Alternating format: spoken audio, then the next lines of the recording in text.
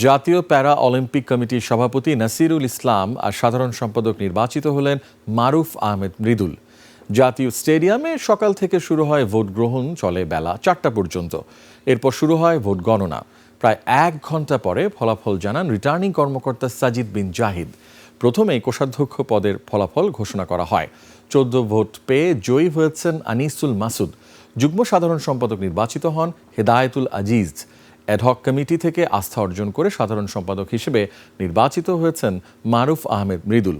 আর সভাপতি হন নাসিরুল ইসলাম।